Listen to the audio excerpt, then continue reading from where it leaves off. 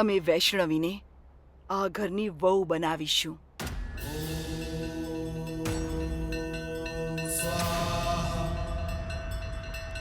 અમારા કાર્તિકની દુલ્હન, એની ધર્મપત્ની.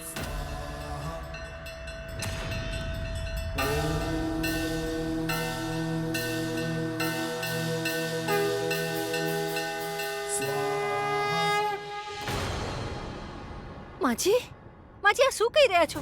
માજી, એ અનાથ છોકરી અમારા કાર્તિકની પત્ની ક્યારેય નહીં માજી. મને જરાય મંજૂર નથી માજી. અરે માં, જુઓ, તમે ખાનદાનની ઇજ્જતનો તો ખ્યાલ કરો. અમને આ સંબંધ મંજૂર નથી માં. આ નહીં થઈ શકે. કેમ ના થઈ શકે બાઉજી? અરે આટલો સરસ સંબંધ છે. વાહ, લાખોમાં એક છોકરી શોધી છે દાદીએ. અરે હું તો કહું છું, કરાઈ દો લગન. અરે તું ચૂપ થઈ જા, અમે લોકો પકડીને મારશું તને. માજી, માજી, અમારો કાર્તિક એ અનાથ છોકરીનો પતિ નહીં બની શકે. માજી, અમારા કાર્તિકે કઈ ઓછા દુઃખ વેઠે છે જીવનમાં, અને આ બધું પછી કેમ ચાલશે? માજી, માજી, આવું બધું નહીં કરો. ઉર્મિલા, અનાથ બાળકો પણ ઈશ્વરનો જ અંશ હોય છે. અમે જે કંઈ પણ કરી રહ્યા છીએ, આ ઘર માટે કરી રહ્યા છીએ. આટલા વર્ષોમાં તને નથી સમજાયું, પણ અમારી સમજમાં આવી ગયું છે કે વૈષ્ણવી સાક્ષાત છઠ્ઠી મૈયાનો જ અંશ છે. મૈયાએ એને અમારા કાર્તિક માટે જ બનાવી છે.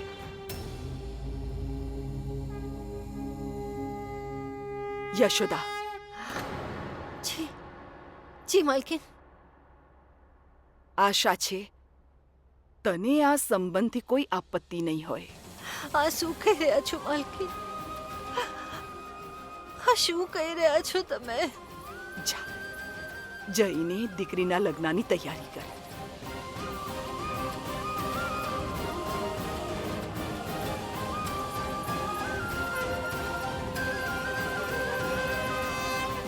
માં, હજુ એકવાર વિચારી લો માં. જો લગ્ન હંમેશા બરાબરી વાળા સાથે થવો જોઈએ. ઉપેન્દ્ર, સંબંધ હંમેશા ઉપરવાળાની મરજીથી બંધાય છે. આપણા માણસોના હાથમાં કંઈ જ નથી.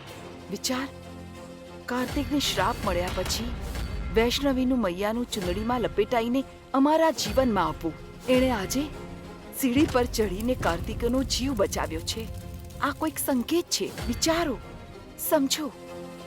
વર્ષોથી ચાલી આવતી આ પરંપરા આજે કાર્તિકને શોધવામાં તૂટી જાય છે. પરંતુ વૈષ્ણવીએ બચાવી લીધી. એણે સમયથી ઘરમાં પૂજા પણ કરી અને અમારું પુશ્તની શંખ પણ વગાડ્યું, જેના કારણે કાર્તિક શાંત થયો. આ ફક્ત સંયોગ તો ન થઈ શકે ને ઉપેન્દ્ર? પણ માજી, તમે એ તો શાંત. વિચારો કે અમે નિર્ણય લઈ લીધો છે અને અમારો નિર્ણય ક્યારે નથી બદલાયો અને ક્યારે બદલાશે પણ નહીં. કાર્તિકના લગ્ન વૈષ્ણવી સાથે જ થશે.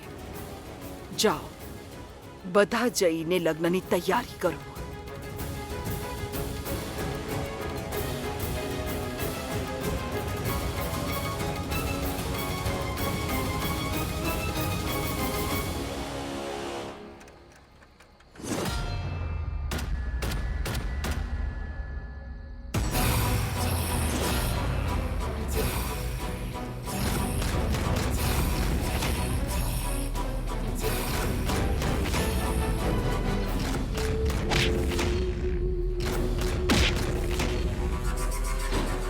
હું તને એટલી મજબૂર કરી દઈશ કે મારા પાસે આવવા સિવાય તારી પાસે બીજો કોઈ રસ્તો નહીં બચે.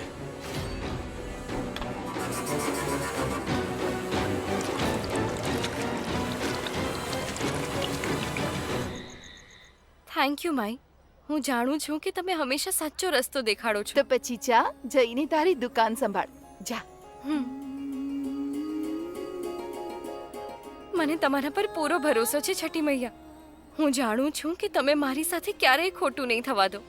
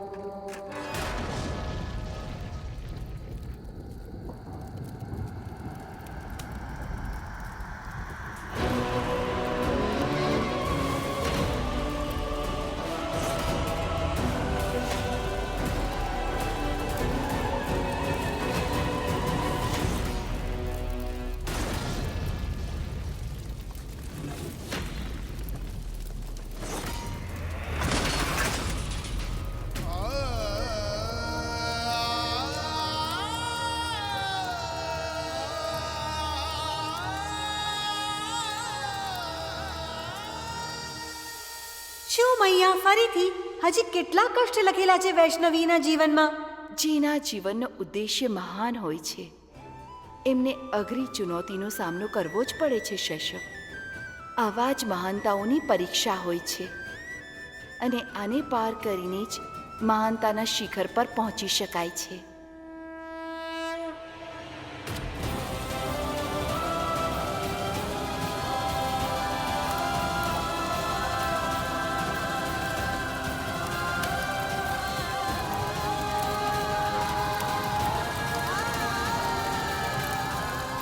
કોઈ છે?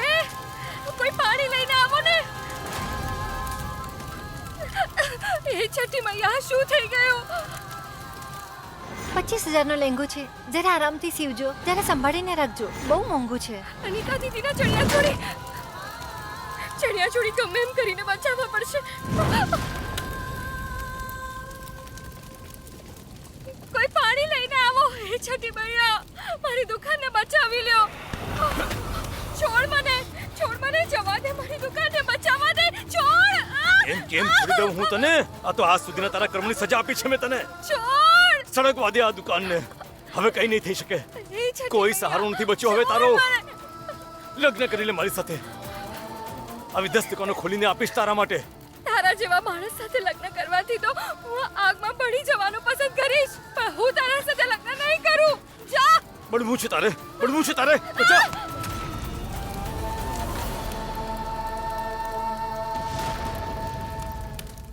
આ અમાજી પણ ને ઉંમર સાથે બેકાર થતા જાય છે. આ શું જોડી છે? હવે એક અનાથ છોકરી આ ખાનદાનની વહુ બનશે. સંબંધ તો મને પણ નથી ગમતો.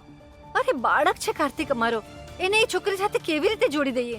અમને તો આ લગ્ન કરવાનું ઓપ્શન એકદમ ખોટું લાગી રહ્યું છે ભાભી. અરે કાર્તિક આઉટ ઓફ કંટ્રોલ થઈ જાય છે, એવી હાલત છે એની. હવે આવી હાલતમાં કોઈની સાથે સંબંધ જોડવો બરાબર રહેશે? હા,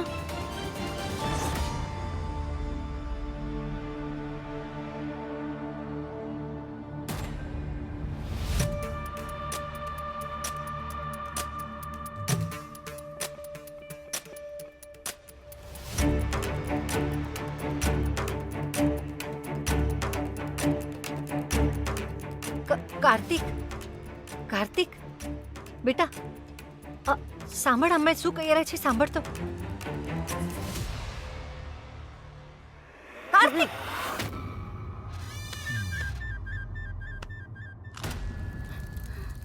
શું થયું? બસ ડરી ગઈ? અરે એમ કાંઈ હું તને થોડી સળગી જવા દઈશ. તારી હાડમાં જે કળેજાને ઠંડક મળે છે ને, એ તારી જાન લેવામાં પોસિબલ નથી. હજી તો જો, હું તને એટલી મજબૂર કરી દઈશ કે ન ઈચ્છવા છતાં પણ તું સામેથી મારી પાસે ચાલીને આવીશ. પછી આવશે સાચી મજા.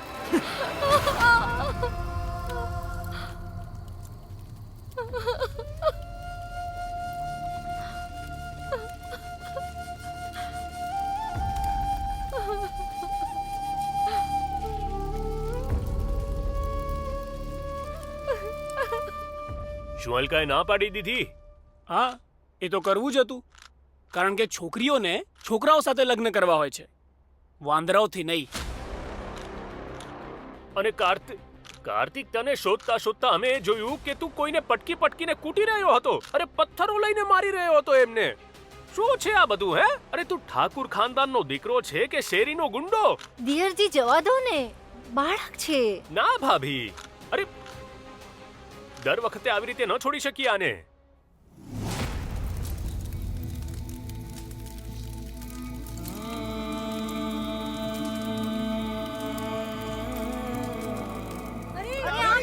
આગ લાગી ગઈ. પાણી લાવો.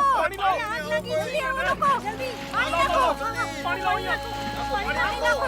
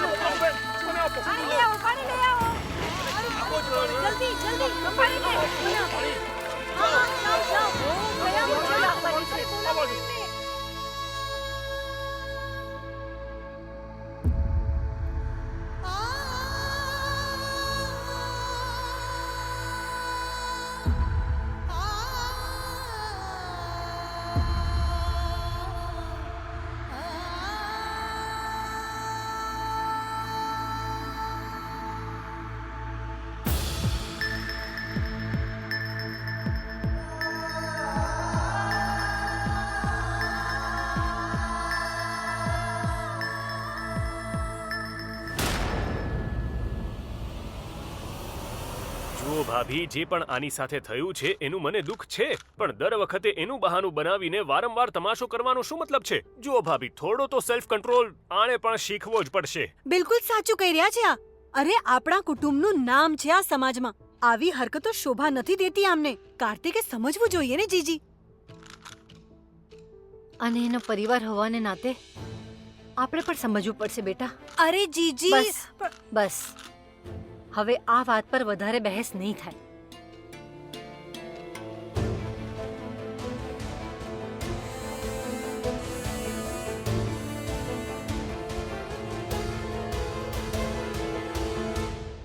કોઈને બચાવવા માટે માર્યો, કોઈ ભૂલ નથી કરી કાકા.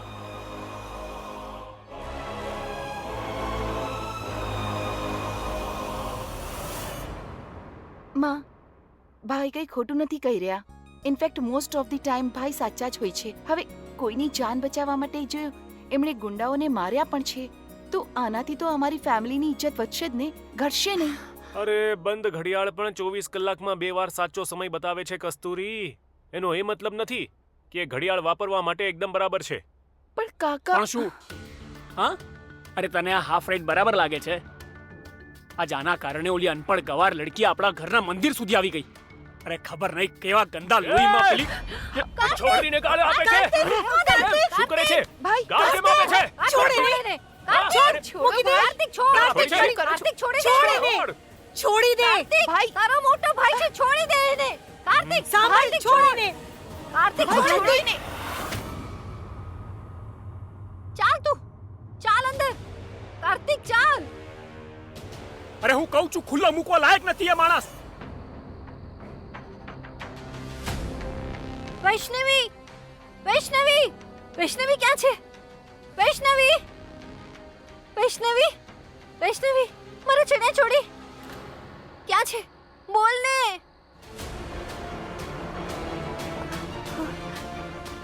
ક્યાં છે? 1 મિનિટ.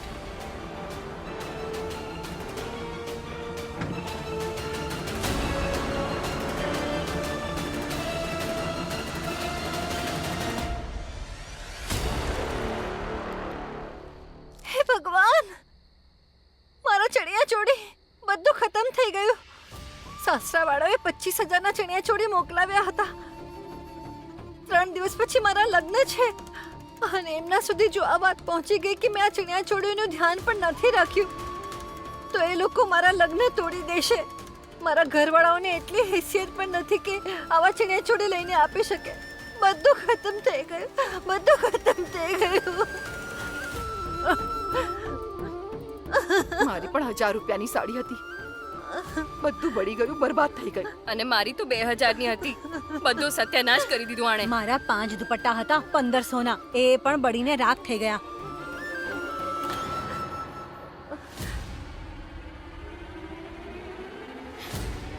તમે બધા મને માફ કરી દો. મને ફક્ત 3 દિવસનો વખત આપો. હું પહેલા અનિતા દીદીના ચણિયા ચોળી સીવી દઈશ, પછી એક એક કરીને તમારા બધાનું ચૂકતું કરી દઈશ. ઠીક છે, લઈ લે સમય. હવે કરી પણ શું શકાય? ચાલ.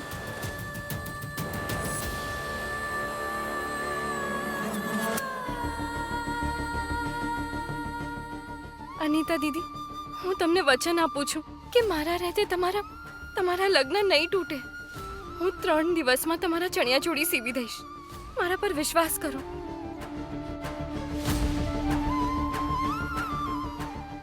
હું 3 દિવસમાં આપી દઈશ.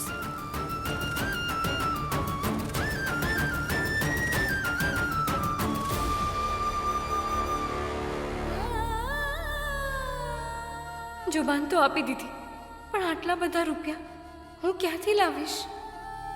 આ કેવી લીલા છે મૈયા? તમે તો પોતે જ કહો છો કે વૈષ્ણવી તમારી પુત્રી છે, તો પછી તમે એની સાથે આવું કેમ થવા દીધું? કઠિનાઈઓ અને મુશ્કેલીઓ તો માનવ જીવનનું અંગ છે શૈશવ. સ્વયં પ્રભુ રામ પણ આનાથી છૂટા નથી. વનવાસ તો એમને પણ ભોગવવો પડ્યો હતો. એમનો વનવાસ ભોગવવા માનવ કલ્યાણ માટે હતો માટે, નહીં તો રાવણ જેવા રાક્ષસનો વધ કઈ રીતે થાત? સુગ્રીવને બાલીના અત્યાચારથી મુક્તિ કેમ મળત? માં અહિલ્યાને મુક્તિ કેમ મળત? અને રામાયણની રચના કઈ રીતે થાત? માટે સૃષ્ટિને માર્ગદર્શન કઈ રીતે મળત? આ બધું એક ભલા કારણની વજહથી થયું છે. એટલું બધું સમજો છો તો પછી એ કેમ નથી સમજી રહ્યા કે હજી પણ જે કંઈ પણ થઈ રહ્યું છે એ પણ કોઈ ભલા કારણે જ થઈ રહ્યું હશે? તો પણ અમે તમારાથી રૂષ્ટ જ રહીશું.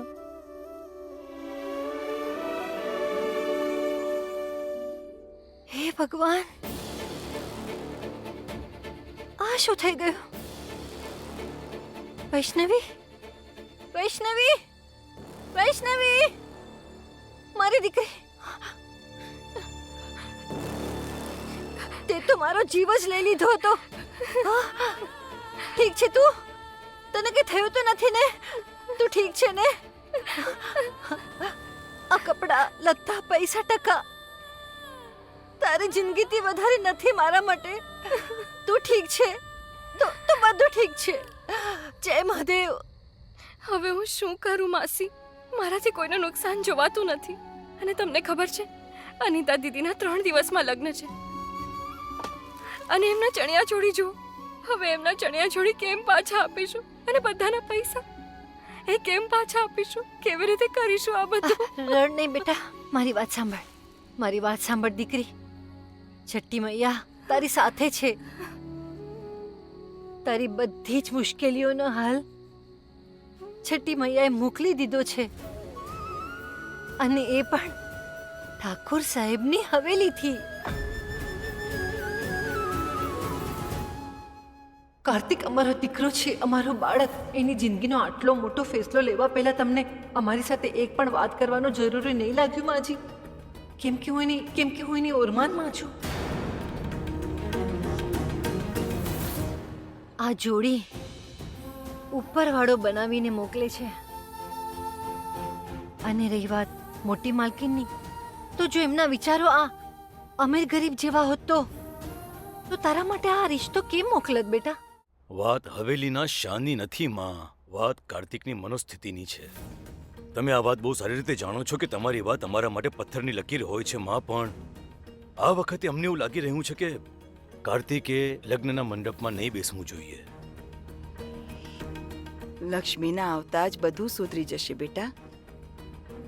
અને અમે જાણીએ છીએ વૈષ્ણવી જ એ લક્ષ્મી છે. એ લક્ષ્મી હું ના હોઈ શકું. અરે તમે ઘરડા થઈ ગયા છો, હું કહું છું. તમે કંઈક ખોટું સાંભળીને આવ્યા છો. હું તને એકદમ સાચું કહું છું. આ વાત કરવા માટે જ મોટી માલકીને મને બોલાવી હતી. એ તો તને કાર્તિક બાબા માટે વિચારી રહી છે દીકરી.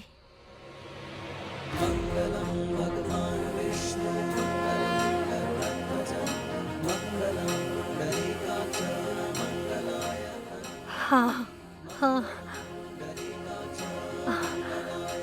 આ છઠ્ઠી મૈયાનો જ આશીર્વાદ છે.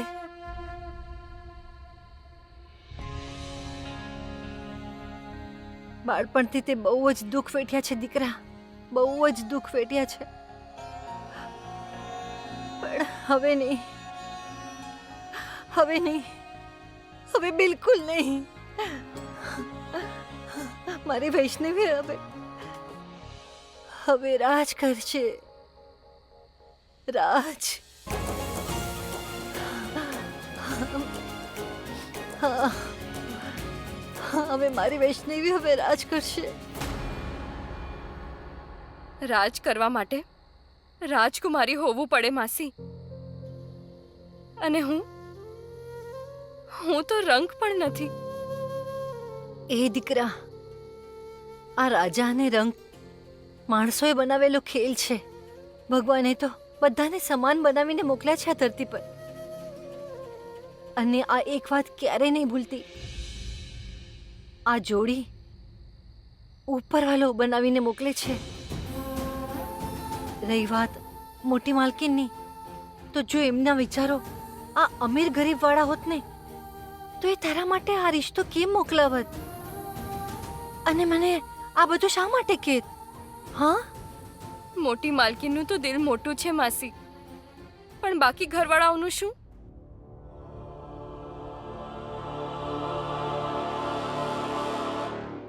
શું ભાઈ, તમારા લોકોએ કંઈ કહેવું છે? મને કેવું છે? બોલો. કસ્તુરી, ભાઈ માટે જમવાની થાળી લગાવ જા.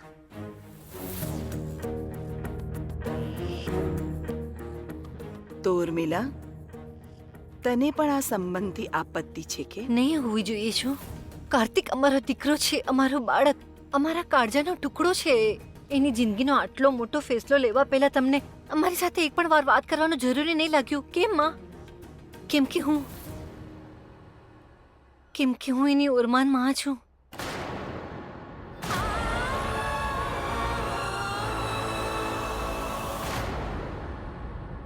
મોટા માલકીન છે બેટા. હવેલીમાં એમનું કહેલું કોઈ નથી ટાળતું. અને પછી તું આ બધી વાતની ચિંતા ન કર. તું તો બસ પોતાના થવાવાળા પતિ વિશે વિચાર.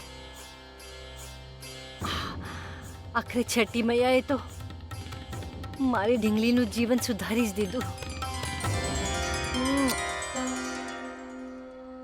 જેના જીવનનો ઉદ્દેશ્ય મોટો હોય છે એમને હંમેશા અઘરા માર્ગ પરથી જ પસાર થવું પડે છે. સૌથી ઊંચી ઊંચાઈઓને મેળવવા માટે સૌથી અઘરી પરીક્ષાઓથી પસાર થવું પડે છે. જે પોતાના સંઘર્ષોમાં મજબૂતી મેળવે છે અંતમાં એ જ સૌથી મોટી સફળતા પ્રાપ્ત કરે છે.